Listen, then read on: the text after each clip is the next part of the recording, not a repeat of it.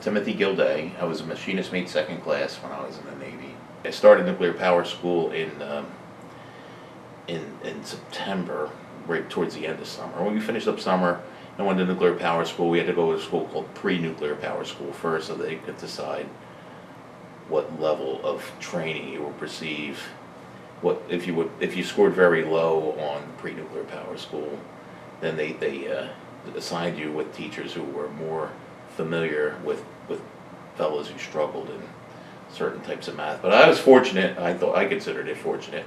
I was assigned to a higher level class, and all my friends got to stay. The poor guys they had such a high attrition rate in that particular school that the fellows who were in the lower groups, they'd go in there with all their friends that they knew and were comfortable with, and they would all flunk out and go out to the fleet. And eventually, when there were only one or two guys left in their sections, they would get merged in with our classes. That didn't happen to me. We all did very well. I didn't enjoy nuclear power school. It was basically memorizing and repeating and for 6 months. And it was difficult, but I was glad when it was over. After that, I graduated in the top 10 percentile of my class. When I guess to this day, 40 years later, I'm still pretty proud of that because it was a difficult school. It's something in the back of my mind I felt like was an accomplishment that I don't think I've repeated in anything I've done since then. But the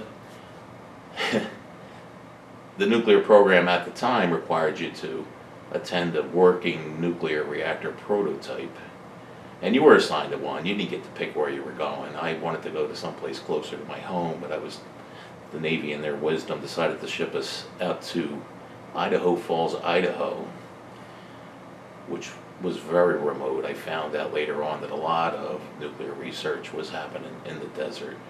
One of the research programs were these very silent reactor prototypes that were being built in the desert. The particular prototype I was assigned to, S5G was the nautical term for it, was built in a large metal cylinder lowered into a bathtub, and the Navy could study how circulation of water with different types of pumping or natural circulation processes would be affected by the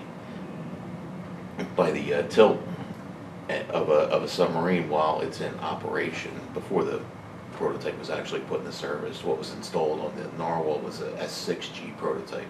But I qualified on an S5G, which was a real submarine, basically. It was a long metal cylinder with a propulsion plant installed, and in a giant bathtub, and we went down into it in our sneakers because it was very quiet. I have worked on other ships in my life, but on the submarine prototype, you could talk to the person next to you without raising your voice while you were in any engineering spaces, and that wasn't the experience you would have on a typical propulsion plant in the Navy.